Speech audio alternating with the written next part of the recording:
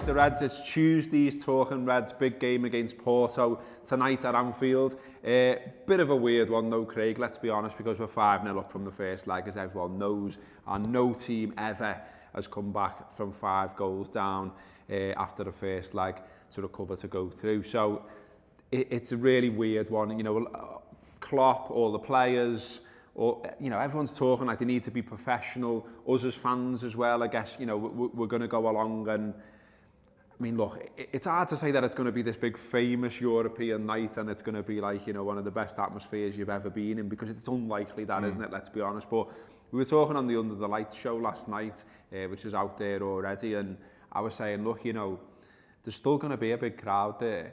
You've got the lads from the Spy and Copy who've been working on a big, massive banner that's going to get unveiled. So I'm excited to see what that's all about and what that looks like as well. And look, it's a chance to watch these boys who are boss at playing football. And Klopp's been given it the big one all week about he's not going to rotate, or he said in his press conference, I'm not going to rotate in the way you think. I think he will though, won't he? He's going to make some changes. I mean, if you look at sort of some of the stories that are around and about this game, there's a lot of talk that Lallana could start his first game for 2 months. Milner was out there answering questions in the press conference as well, which makes me think, he's probably going to get a start as well. Defensively as well, Moreno's not had a game for a while, although he is only a card away from a ban.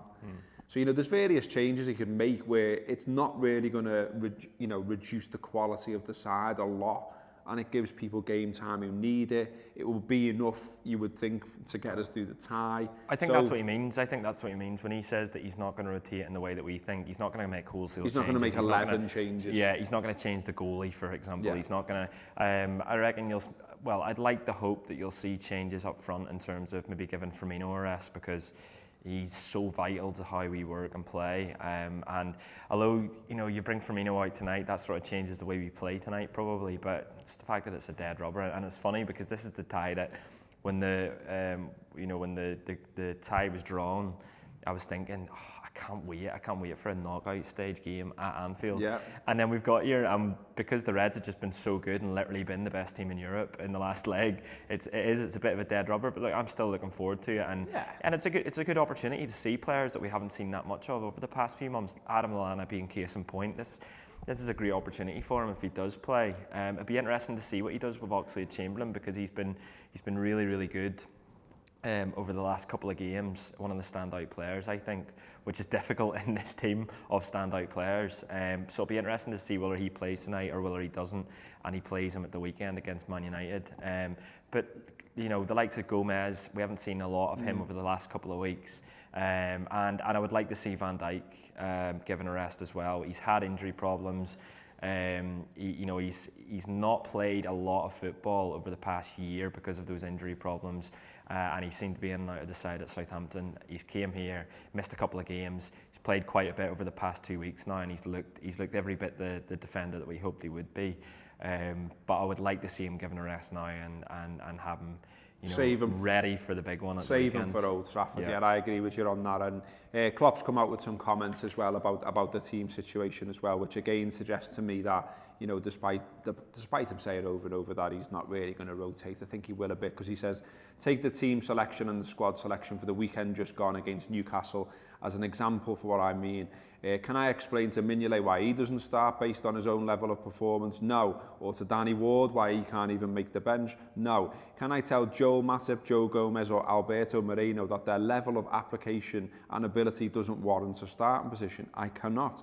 For Ragnar Klavan, who performs to an outstanding level, I'm unable to even find a sub-spot for him at the moment. This applies right through the team and the squad: Lallana, Milner, Solanke, Ings and so on. Just using the last weekend as an example. So there you can see that he's quite happy right now with the strength of his squad. There's no real injuries to report at the moment. Wijnaldum and Ings have both had some kind of illness, and it's not clear whether they'll be available for selection. But pretty much beyond that, it's a clean bill of health there. Obviously, Klein's not full fitness yet. Lana as well, he talked about him needing to find his rhythm. So I'd be very surprised if he went as strong as you possibly can go tonight, but we'll see. It's momentum against rest, isn't it? You know, you just mentioned rhythm there.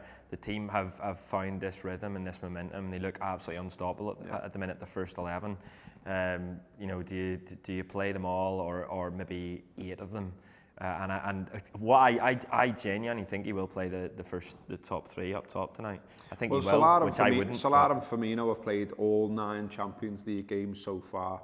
I guess the other thing to consider as well is how fit some of these players are. I mean, Firmino in particular seems to just not be bothered. He seems to just be able to, you know, put in a decent level of performance no matter how often you play him. And obviously things will be advised by sports scientists and things like that, but it'd be a great shame, wouldn't it, if any of the top players, I don't want to tempt fate here, but you know, he ends up playing them and then for whatever reason they're then ruled out against Manchester United. You know, with them winning last night as well in such spawny fashion, you know, you really want Liverpool to go to Old Trafford and put down a mark and beat them. You know, let's leave them crying into their Boddingtons or whatever they drink over there. So, you know, that's what I want to see happen. And like, you know, I think we're pretty much through, as I've referenced before. I mean, you know, we look at Porto's results since the first leg. This has been referenced as well. You know, quite good in the league. You know, they won 5-0. They won 5-1 away as well. They basically won 4 since the last game against Liverpool, including the last game against Sporting, who, you know, are no mugs. They're 3rd in the league. So they're still top of their own league. They're unbeaten in their own league. They've scored 68 goals in 25 games. But I mean, you only have to look at some of the odds that are kicking around. Liverpool to qualify from this tie, 2,000 to 1 on. So, you know, if you fancy lashing $2,000 on to win £1, all the best with that. But in terms of comebacks as well, I mean, I did a little bit of research for the Under the Light show and we talked about it there. But in terms of big comebacks, you know, Barcelona obviously beat PSG 6-1 last season, having been 4-0 down to PSG after the first leg. Deportivo La Coruña beat AC Milan 4-0 in the second leg, going through on aggregate 5-4 after losing 4-1 in the first leg. Monaco beat Real Madrid 3-1 in 2004, aggregate 5-5, went through on away goals. But lots of these, there's a few others. There's Chelsea, Napoli, Partizan Belgrade and QPR, that's going back quite a few years, and Madrid, but Borussia Mönchengladbach, another one. But what's noticeable about all of these ones that I've listed is they were playing the home leg second. Do you know what I mean? We've gone away and won 5-0, and then this is on our territory now. And, you know, Porto haven't got a good record in England. I've got it somewhere. It felt like, oh yeah, there it is. They've never won a game on English soil in 18 previous attempts. So to expect them to rock up and score 5 or 6, the last time as well, I'm full of the stats today, the last time Liverpool conceded 6 at Anfield was 6-3, January 2007. I was at this game. We lost to Arsenal in the League Cup, and Baptista, the beast, scored 4 that night. I mean, I just can't see any of these scenarios unfolding, do you know what I mean? I just think, you know, we had Porto's number out in Porto. Klopp's just saying the right things. The players are saying the right things, but to all intents and purposes, it's done, isn't it?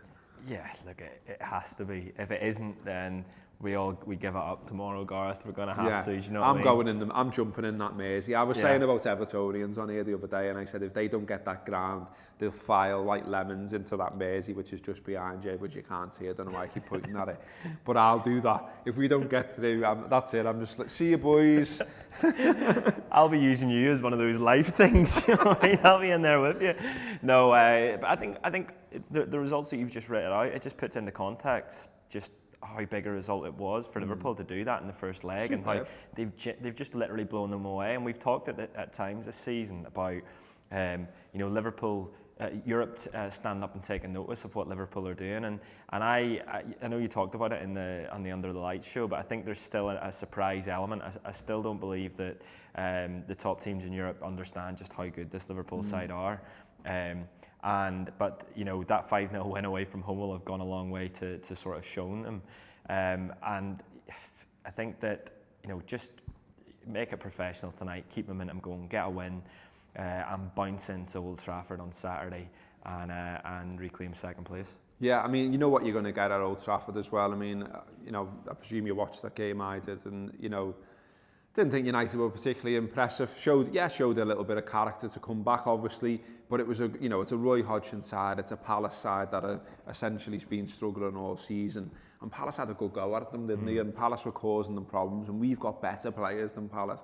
The only problem for it, if you like, for me, is that because they won it, and because they're now on 62 points and we're on 60, they'll see a draw on Saturday as being a good result. And, you know, Mourinho's got a track record of being able to park a bus and get a result that way. So I think we know what to expect. I just don't know. I don't know how long United fans will have that, really, because, you know, they can't be excited for a game that they know Mourinho will park the bus, and then equally Mourinho knows that if he comes out and tries to have a go at us, then that's whenever we're at our most dangerous. And, you know, I would like him to. I think that, you know, I believe Jose Mourinho would have seen this weekend's match. If he'd have got a draw out of that, he'd have been happy anyway, despite what happens last night.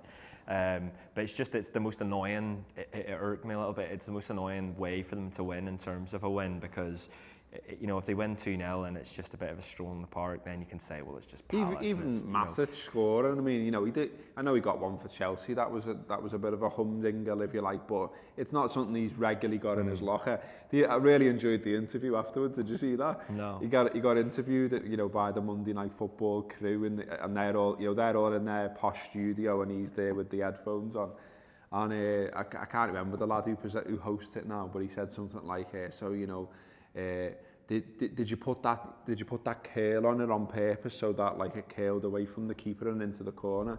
And he just went, nah, I just did it. Brilliant. And it was like, you know, when you overanalyze something, well, there was a perfect example. He just did it. And it went in, and it was one of them. But I still fancy us going there. I think. Me too. I think we're a better side than them, honestly. And you know, Carragher first half was absolutely slaughtering. Sanchez, I think he said he gave the ball away 19 times, and he said him and Pogba didn't really sort of hold any true position. They were just drifting around, playing like school kids who thought they were the best on the playground. And look, United have got problems. Let's not, you know, polish the turd with them. And I hope Liverpool go there with nothing to fear and play how they can, because I think if they do, I think there's a good chance we wallop them, to be honest. I think that's it. I think it's either it's a draw, a sort of steel draw where United have relegated us to their level, or it's we smash them. Hopefully the latter. I think the latter too. I don't know. I have a feeling.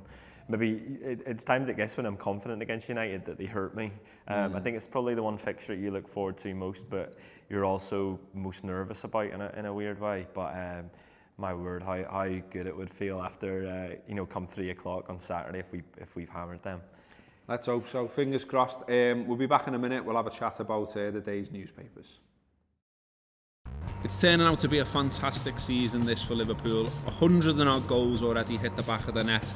Plenty of good times already, and plenty more to come. We're going to Old Trafford, we're going to Goodison Park, we're going to Stamford Bridge, and we don't have to fear anything out of any of those trips, because Liverpool right now are a match for anyone. We've got Europe too, we've got the Champions League, we've got 1 foot already in the quarter-finals after what we did out in Porto. So we've got plenty to look forward to this season, and at the Anfield Wrap, we'll be there every step of the way, at every game, talking about every game, before the game, after the game, immediately post-match, and in detail. We also talk about football fan culture, about ticket prices, about safe standing, about everything it is to be a fan. And we talk about past matches, past players. There's loads and loads on Liverpool Football Club every day, every week from the Anfield app, and it's only £5 a month. If you're not listening already, why not? Go to the Anfield app /subscribe. Get involved. All right, then, back with the newspapers. Not loads going on. Loads of chat about Man United's fluky 3-2 win over Crystal Palace. And look, I like to give the sub-editors a shout on national newspapers every now and again, because, I was one once and I know what this job's like. And it's hard sometimes to come up with something decent. I mean, look, like on the back of the Mail, Jose's rocket. That's shite. But this is good, though. This is good on the back of the Mirror. It's a kind of Matic. I'm into that one. I haven't heard that one before. I feel like, someone's come up with that headline last night and gone, you're having that, lads? And everyone's gone, well in, mate. So yeah, good on you for the headline, whoever did that. Shame it was about Man United winning the game, obviously. Elsewhere, I'm absolutely loving at the moment, Craig, the fact that we're not a crisis club. We're a club in a good place with a good manager, with good players, lots to look forward to, quarterfinals of the Champions League, pushing for second place, already thinking about next season and how we can possibly challenge for a title there. But meanwhile, the wheels are just falling off at London clubs. It feels like everywhere elsewhere. Like even United have their own problems. You know, the talk of Pogba and Mourinho falling out and then made up or whatever, fitting Sanchez in. But yeah, like the whole Conte-Chelsea thing just looks weird. That video of them at the end of the Man City game that was going around the walking football. Is a disgrace. Is an absolute disgrace. If I was at that match, I'd be fuming with them. 1-0. And they're walking around. And then obviously Arsenal, you know, like I feel sorry for Arsenal, but I quite enjoy that it's happening to Arsenal, if you know what I mean. Like, because we've had, it feels similar to Hodgson. It feels like that sort of where you just, there's no way out of it, and it's a shame for Arsene Wenger because I do like him. I like him as a manager, as a person, and it feels like the past 10 years are going to taint the first 10 years of his legacy, and that's a shame for him. But in terms of Arsenal fans, I watched Arsenal Fan TV the other week for the first time, and that was an enjoyable experience. They're just losing their heads, and it's nice that everyone's being positive about us. It's it wasn't long ago that the media were trying to paint Liverpool as a crisis club around September time, start of October when things weren't going well for Klopp, and you're getting all these bullshit comparisons, weren't you, about how Rodgers had done better over so many games and. Was Klopp an improvement? Klopp in or Klopp out? I remember TalkSport doing something where they were asking people about whether Klopp should still be the new manager. Well, it's not long ago that he got some crank somewhere around the country was ringing 5 Live and saying he'd had enough of watching Klopp football. Where are you now, mate?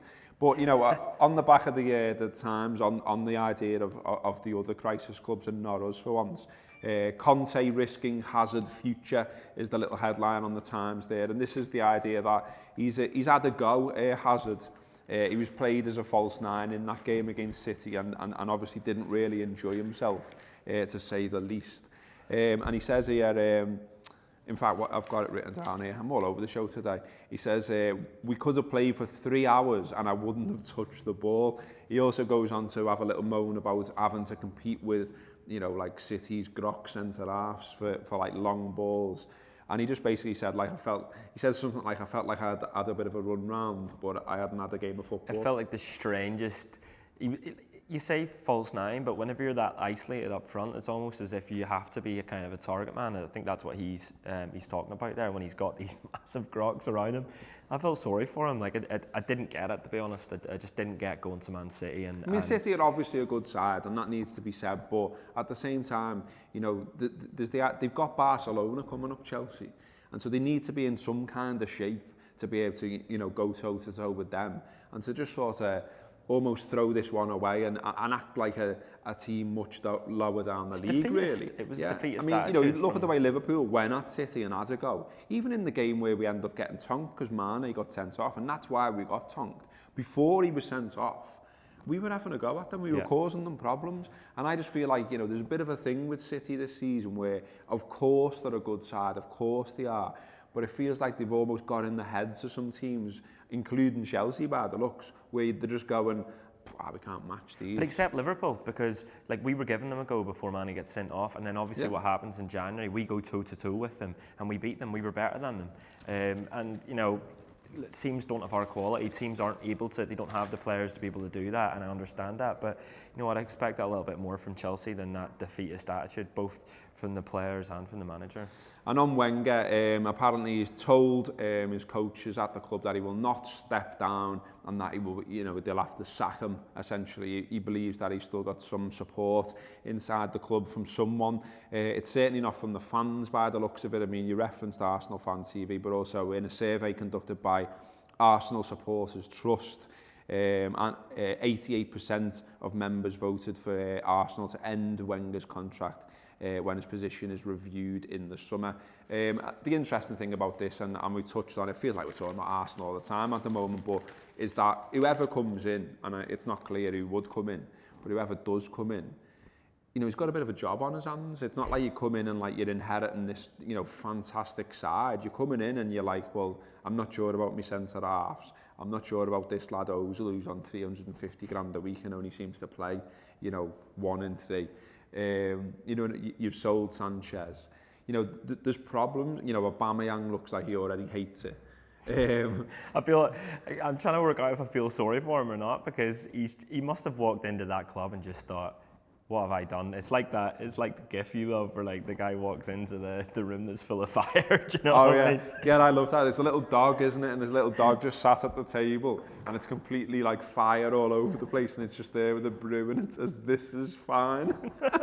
In my head, that's Aubameyang. Yeah. But like those players need someone that they can get behind. They need, you know, and that's not just the players, that's the fans as well. They do need a big name, a name that from the off everyone's together and everyone believes in it and believes in what the manager's going to do. And that manager will need time, he'll need money as well.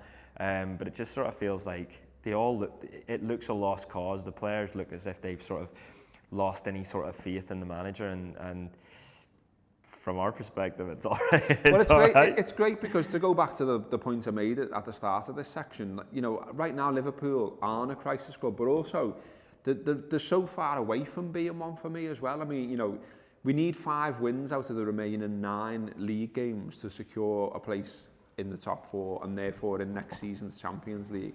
Now, whether people like that or not, and there's always someone somewhere moaning, it seems. But, you know, that was the aim at the start of the season. Get in the Champions League again, for, you know, consecutively qualify for the Champions League, because Liverpool haven't done that enough. So 5 wins out of the 9, which you would expect them to get given some of the opposition we've got lined up. Then they're in the Champions League. We're already pretty much, barring some kind of footballing miracle, we're in the quarterfinals of this season's Champions League. So if you'd have said to, you know, us at the start of the season, okay, you're going to finish 2nd, 3rd or 4th, you're going to get to the quarterfinals of the Champions League for the first time since 2009. And maybe beyond. Will you take that? Yeah, and maybe beyond, obviously. I mean, you know, you get to the semis, you get to the final, you win the thing, it's a fantastic, all of those things, great season. So, you know, there isn't a scenario for me at the moment where you can see Liverpool being a crisis club anytime soon. Everyone's pretty much happy. You know, there's little things maybe to sort out. You know, there's still the Emre Can situation over his contract and whether he's staying or going. Obviously, that'll get resolved in the summer. But, you know, you've got Keita to come in the summer, which is exciting. You would imagine other signings get made as well, which maybe will be a little bit easier now that Liverpool have had the season they've had. So all in all, that's not bad. That's the thing. If you're not in the Champions League and you're losing Emre Can and you're trying to keep hold of players like Salah, even though he's not even been at the club for a year, but there's going to be talk of big teams after him. He's one of the best players in the world at the minute. You know, that's the very fact that we're in the Champions League. It makes it easier to replace someone like Emre Can. I'm not worried about that at all. We've got Keita coming in. Keita, Van Dijk, they both don't sign if we're not in the Champions League this year, and if we're not fighting for it next year. And I think that's sort of, you know, the qualification year by year breeds success and makes the opportunity of silverware a lot easier. And I've no doubt that I've no doubt that we're going to finish in the top 4. I've no doubt that we can have a run in this Champions League, and I've no doubt that that'll mean silverware in the future for club side. Absolutely. On the Anfield app today, in terms of podcasts, the Coach Home will be out there. John and Neil speaking to fans from other clubs about what's happening at their clubs and what their issues are and whether they're crisis clubs indeed. And then, of course, after the match tonight, there'll be a crew of Anfield rappers piling back here in the studio downstairs and getting their thoughts down on what's unfolded at Anfield, which hopefully will be another victory for Liverpool. That's certainly what most people are predicting, certainly what the bookies are predicting, certainly what I expect as well. So yeah, and then we'll be looking forward to, you know, the quarter-final stage of the Champions League, which isn't all bad. So yeah, if you want to get on board and listen to the Anfield App podcast, theanfieldapp.com/subscribe. We'll see you tomorrow for another Talking Reds. Cheers.